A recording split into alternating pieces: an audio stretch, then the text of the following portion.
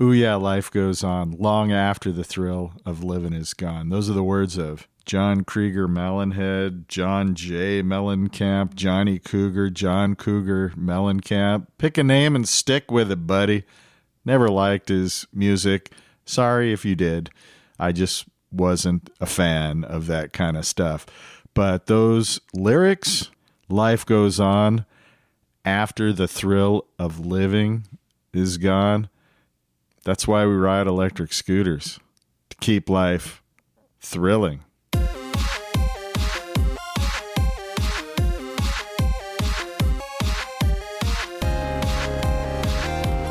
Aloha, Scooterheads, and as promised, we have Ed the pilot in today, and Ed has a very unique case scenario for why he needs an electric scooter. And we did discuss non-electric too, and you got to ride the Zooter. The Zooter, yeah. Ed is a former Navy guy and a pilot and an expert in bees and off-road, four-wheel drive. He's done everything that you can think of. I would say it's safe to call you a thrill seeker or an adventurer. You like to do adrenaline junkie. Adrenaline junkie. And Ed, of course, has a lot of stories. Today we're to talk about electric scooters, but as usual, we're going to drift down rabbit holes. You know, the first couple of podcasts I did, I had a list of questions, and I kind of stuck to those questions. Even though the person said something really interesting, I didn't want to get off topic. And I learned from doing more and more podcasts that those little rabbit holes and those little interesting asides that you go down are actually the most important thing. So just as good as the original story. Exactly. So we don't have to do 1,000 stories on scooters. If it drifts into bees or airplane flying or anything like that, that's perfectly fine and encouraged and interesting. So if you could first, Ed, tell me a little bit what you do for a living, why you need a scooter. Well, what I do for a living is I'm an air medical pilot, so I fly helicopters and transport patients. That's my main thing. But the other part of what I do is I have an airplane and I do a lot of traveling. And when I get to an airport or other location, I like to be able to get around. Sometimes it's the middle of the night and there's no rental cars available or anything like that. So I like to be able to get around. Sometimes it could be just to run into a small town and get lunch. So I like to have something that I can carry with me and have as wheels instead of having to worry about a car.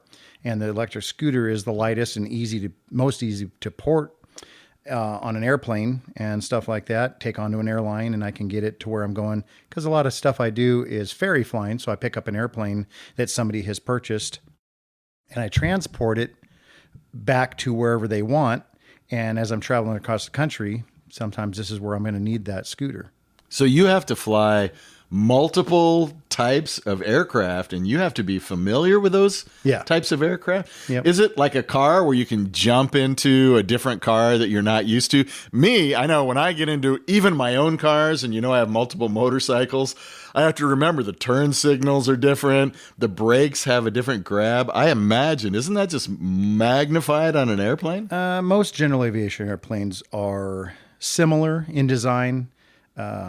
Your power controls are standard. Your landing gear controls, flaps, stuff like that are all standard. But there are some differences. It depends. Multi-engine airplanes, I do a lot of multi-engine flying. So you have dual of everything. Mm-hmm. So it kind of ups the ante on if things go wrong. You have to make sure you're familiar with emergency procedures and stuff like that.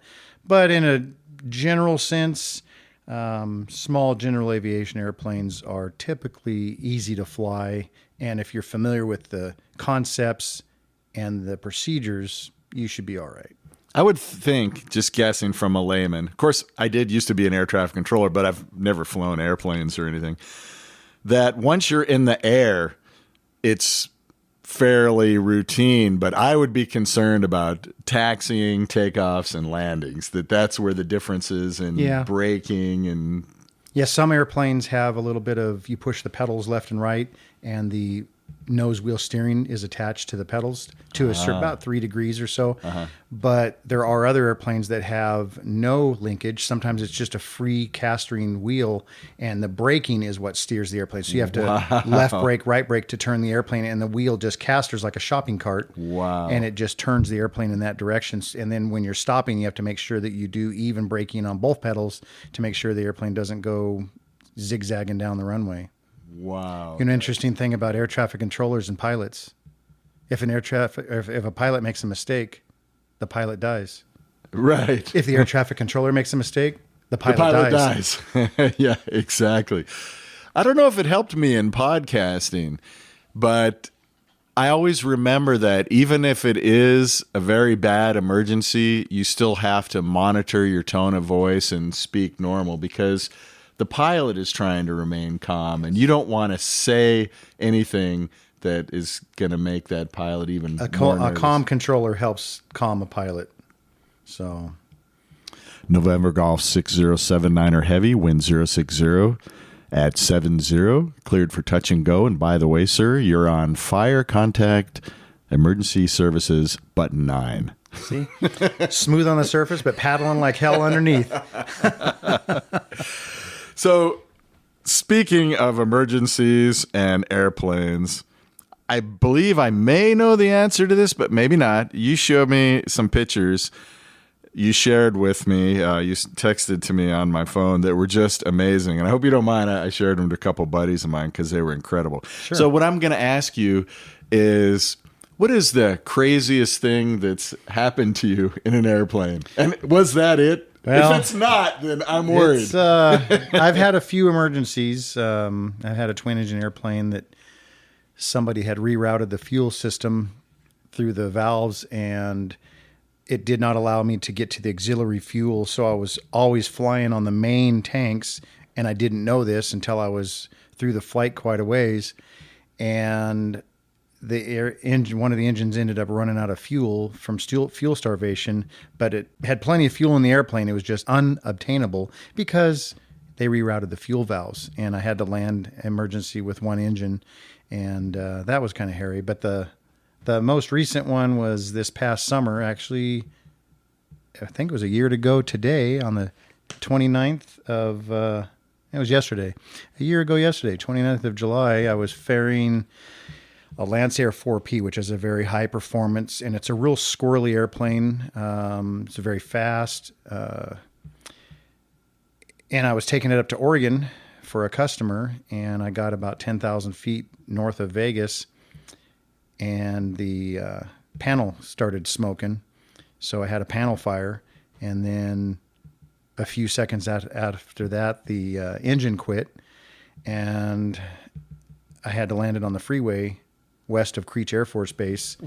You're flying the airplane, and you have zero power at all? Power. And smoke coming out of your control. The smoke finally stopped, shut off all the electrical system, and it kind of did it on its own also. It fried the entire system, so it shut off all power. The panel went black, and the engine quit, and then I couldn't get the gear down.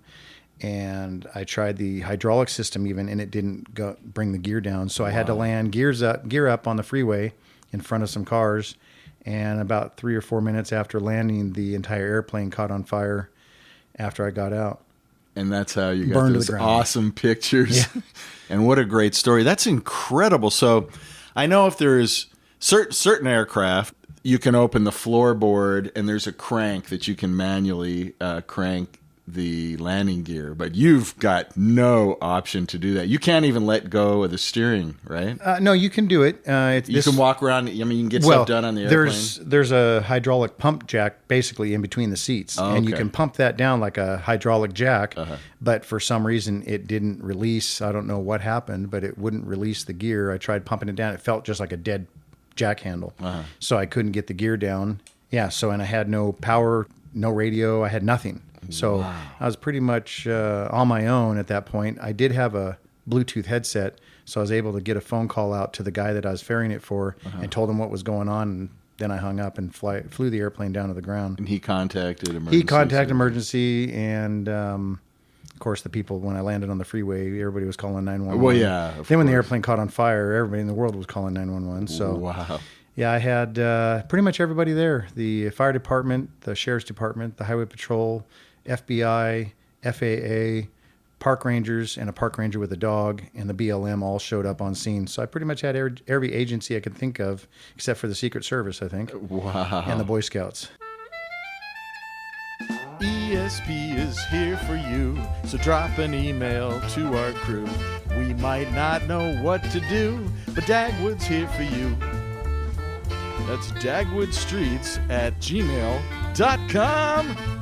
If you don't know what to do, Dagwood's here for you. Dagwood's here for you. Dagwood's here for you, Scooterheads. When you noticed the smoke coming out and the landing gear didn't go down and you knew you were going to have to land gear up on a freeway with cars on it, how did you personally handle it? Did you start freaking out, or did you actually remain calm when you look back in retrospect? Was it just like precision drill? Hey, these are things I need to do. Boom, boom, boom. Was there time for worry and concern, or? After about 15,000 hours of flying now, I started flying when I was 16, and I've accumulated about 15,000 flight hours. I've had numerous emergencies in both helicopters and airplanes, and prior to that, prior to what I've been doing now, I'm also a law enforcement officer. So I work really well under pressure, thank goodness. I don't freak out, and I knew that I just had to get the airplane on the ground. I knew that I didn't want to land it in the desert because although it looks very smooth from the air, it's not very smooth when you get down there, as everybody knows. I ride scooters in the desert. Yeah, it's so not smooth. My main thing, it's a composite built airplane like a Corvette. It's fiberglass, basically. My main concern was I don't want to land it in that rough desert because I was in fear of it coming apart and rolling me up in the cockpit. So I wanted to get it onto a nice, smooth surface. I was looking for other areas to land just in case I couldn't make it because it was hot. The airplane doesn't glide as well because of the fact that the air is thinner when it's hot. So I didn't have the glide ratio that I would have in the wintertime when the air is cooler. So I was sinking pretty fast. And so I was looking for other places to land just in case I didn't make it to the freeway. But as it came, I made it to the freeway, landed straight, square down the highway, and then it slid off to the side into the center divider. You have got to be, at least I would think I would be after something like that, the most confident man in the world, because you survived that. You're like, all right, bring it on. What's next? You want to look it back and say, that was a good job, but there was luck and skill both involved in that. There was luck that everything happened where it did, when it did. Oh, yeah. But the skill was in the fact that I knew what to do to get it on the ground and not panic, because when you panic, that's when things go wrong. Yeah. That's when you lose your time and your ability to function properly, to make time your friend at that point. And I had to make time my friend at that point because I had to get to a certain spot in a certain amount of time. And if I panicked and went the wrong way or did the wrong thing, I could have stalled it out, or I could have been descending too fast when I didn't need to and gobbling up, less real estate when I want to get as far as I can. So you fly at an optimum speed that'll get you the most distance at the right airspeed to get you far enough so you can get to the point of intended landing. And that's what I did. But things can happen beyond your control. Oh, sure. I built a greenhouse in my backyard, and it just got thrown into the neighbor's yard by a weird whirlwind. And out in the desert, you see those things. Oh, yeah. So that's where luck plays a part, too, because if something like that could have came up, that could have been a very bad day. If I had been 2,000 or 3,000 feet lower or 4 or 5 miles further from the highway, I probably wouldn't have made it to the highway, and I could have landed in the desert, and who knows? I mean, who knows what would have happened? All I know is things went right, and I did what I did, and here I am. And now we're looking for a scooter that's also fireproof. That's right. How many miles per hour do you know, or could you guess, were you going when you hit the asphalt with no landing gear? I was doing about 70 miles an hour, when I touched down on the freeway. And I remember that because... You weren't even breaking the speed limit. That's what I told the highway patrol. I joked around with the highway patrol officer. I said, you can't even write me a ticket. And he says, why is that? I said, because when I touched down on your highway, I was only doing 70 miles an hour. And he thought that was funny. He says, you sit there and you crash an airplane on the freeway and you still have confidence enough to joke about it.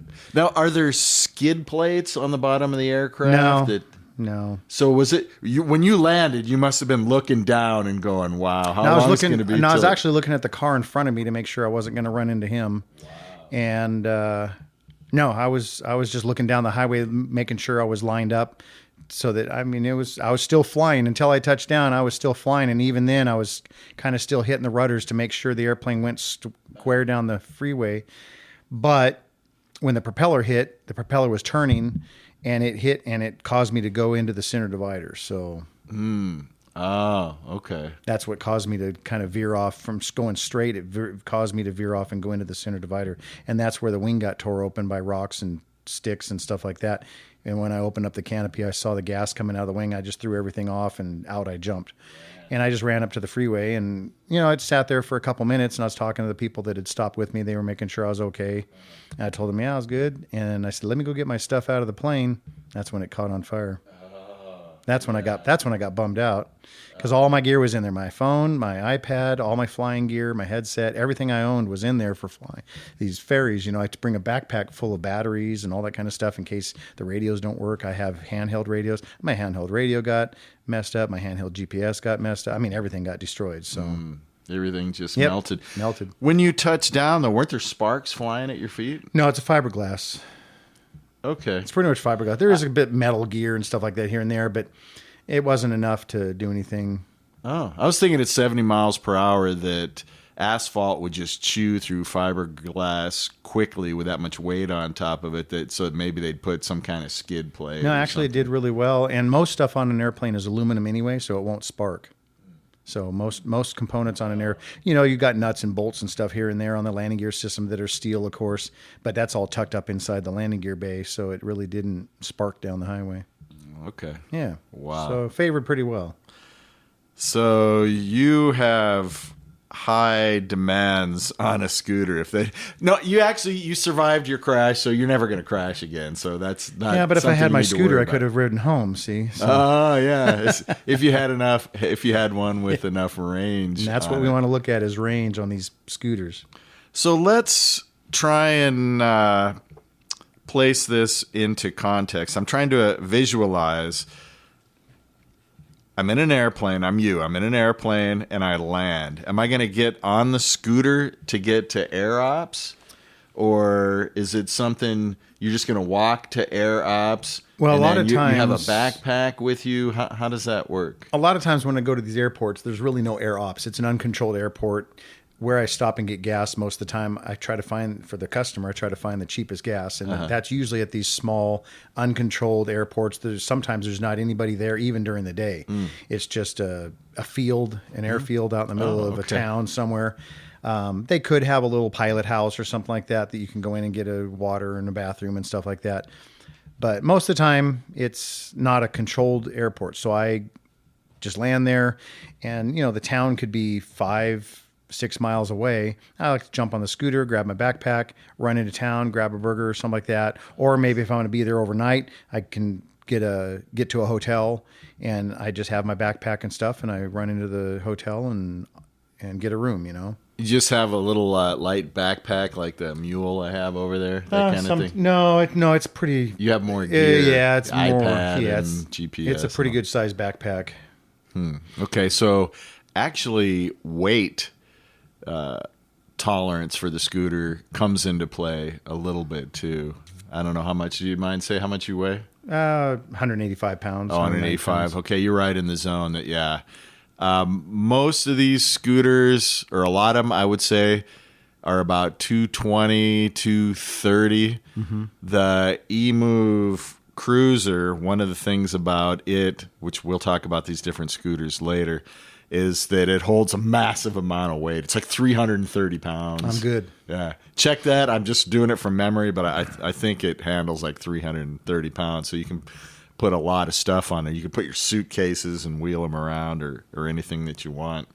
when I think of bringing scooters on an airplane, I'm thinking of TSA. Will they allow the lithium battery on and all those kind of things? That is not a concern of yours. You are the pilot. Yeah. So you're going to bring on whatever it is you want to bring. So a couple things that come to mind: weight, range, tires. Price is going to enter into everybody. There are scooters like the Mosfera that are, $6,000-$7,000, but it's gargantuan too. So that would be outside of your specs for weight. What do you see as your main priorities, kind of in order, or just the most important things? Is weight a big concern, lifting it out of the airplane down to the tarmac? No, that's not a big concern. My main concern is the range. I want to be able to get there and get back. If I can at least get there, I can always charge it while I'm there. So I'm not worried about that as much. But the range is something, because some of these towns, you're talking 5, 8, 10 miles out of town sometimes. These airports can be quite a ways away. So I do want to be able to get there. And then again, I want the good tires to get me there, because some of the time I'm driving on rough roads, sometimes a dirt road.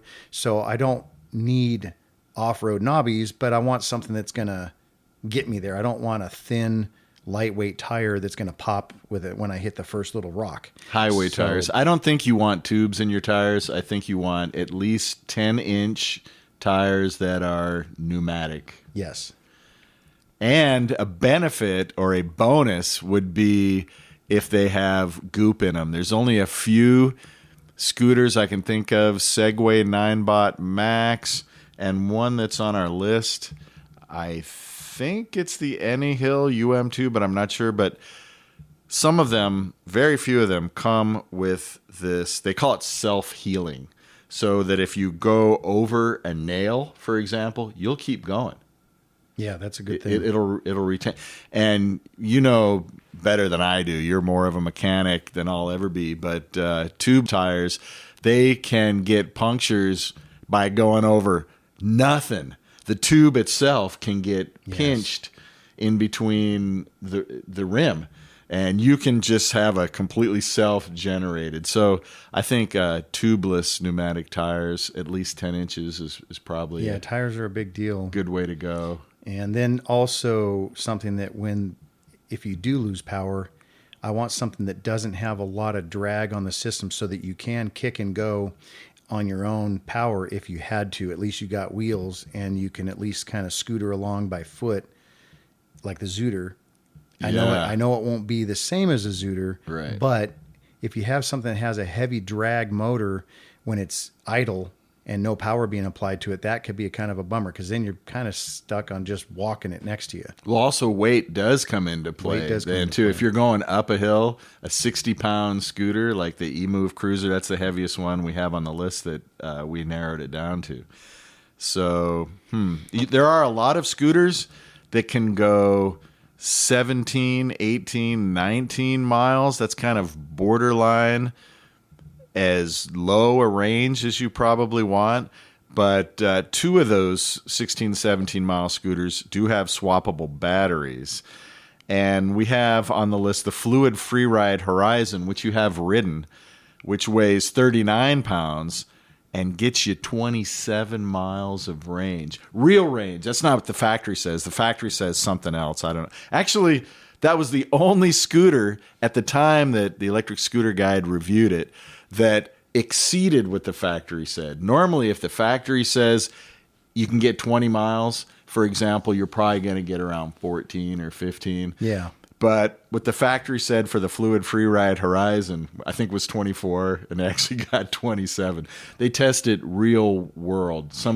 I think the people that ride it are about 180 pounds, 185 pounds. They go up and down hills like you would in the real world. They go around corners, up and down city streets and curbs and things like that. So, of course, it's going to be lower than the factory's ideal conditions.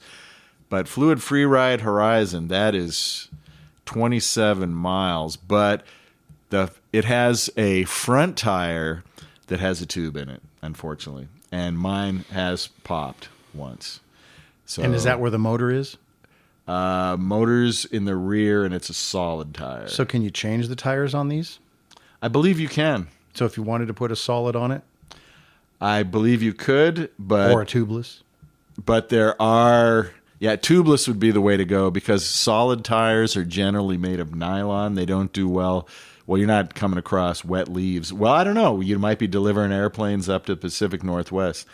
You don't want to ride over anything wet, turning on loose gravel, wet leaves, or even when the road is painted like in a crosswalk and then it gets wet, from motorcycle or highly riding, polished concrete. like that. Highly polished concrete, things like Gutters that. and stuff like Solid that. tires are no good. Really, pneumatic tubeless tire for me is one of my criteria. It is the way to go. Although there is a place in my stable, in my quiver, surfboards we say quiver, of scooters for the Fluid Freeride Horizon because it's super portable.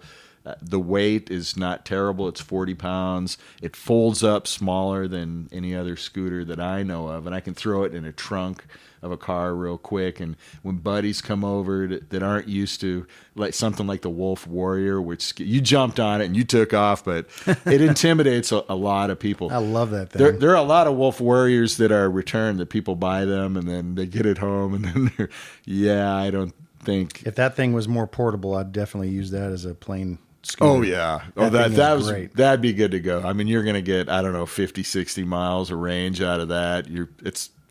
It's a better alternative than a car, even, Yes. I would say. I was really depressed when you told me to park it. That thing's a lot of fun. It'll rip the arms out of the socket. But I don't know about lifting it in and out of an airplane. Now, I do lift it in and out of my truck all the time because you lift up the rear wheel first, and then I lift up the front and slide it back, and it's fine. But airplanes are different. There might be times you're gonna have to lift it over your head, right? To get it up and in. Not too often, but it could. But it's just the thing is getting it into an airplane with the seats and everything. It's just too cumbersome. And a cockpit of an airplane with 4 seats or even 6 seats, it's just too cramped to be able to get something that massive in there. And why does it have to go in the cockpit? Because that's the only place you have. You have small baggage, but that thing is so big that you wouldn't be able to fit it in a baggage. Oh no. But isn't there a cargo hold that you could fit? Just maybe not a Wolf Warrior, but not your a Wolf average Warrior scooter. Yeah, you can fit an average scooter in some of the smaller airframes and stuff like that. A lot of times, what I'd do is just put a towel or something down in the front seat and just lay it down in the front seat and seat belt it in. Oh, okay. Yeah, because I would think virtually all the aircraft that you transport are 2-seaters. No, most are 4-seaters. Okay, but I mean there's more than one. I do get an occasional 2-seater here and there, but most of the things I fly are 4 to 6. Oh, okay. So you do have room to strap a scooter in. Well, the ones that we looked at for you are the Apollo Air Pro, which is brand new, 10-inch tires, and they are pneumatic, and I believe they're tubeless also. You have drum and regen brakes. I don't know how you feel about that. Drum brakes, people kind of diss them, but drum brakes are actually good on scooters in my mind. They don't grab, of course, as well as a disc brake, but they're pretty much maintenance free, and you don't have to worry about water and sand getting in them. So they last, and the stopping power for me on a drum brake on a scooter is fine. That's not an issue. It does not have a swappable battery. The range is 18 miles. It weighs 40 pounds, the same as the Fluid Freeride Horizon, and it's about $1,000. Also, the Highboy S2, we looked at that, 13-mile range. You're maybe not comfortable with that. The Unagi. Now, Unagi 1 only has 9 miles of range, so we can rule that out. But they're coming out with a Model 11. The CEO, I listened to his keynote speech. They named it the 11 specifically because of the movie Spinal Tap, where the guitar player says, my amp goes up to 11. He goes, well, why not just have the number 10 be the highest volume? And he answers, it's Christopher Guest, he says, but this goes to 11. And that's why they named the Unagi Model 11. Okay. And if that has decent range, that's a cool little scooter, super high tech. I'm really looking forward to seeing that whenever it's released. U-Scooter GTSE, 15 miles of range. What do you... Let me ask you, what is your minimum? We can skip past a lot of these scooters. What kind of range is a minimum that you're going to need? Because you're going to need to get from the airplane to your hotel and maybe somewhere in between to grab something to eat. Once you're in the hotel, you can charge. Yeah, I'm thinking a 15-mile range would be the minimum. Okay. That's where I would be. I would want definitely a 15-mile minimum. And because if there's hills and stuff like that, a 15-mile minimum scooter might only do 9. Right. So that's where I'm like, I want something with a little more range. A little more range. I tell you, Ed, my singing voice can probably use a little more range.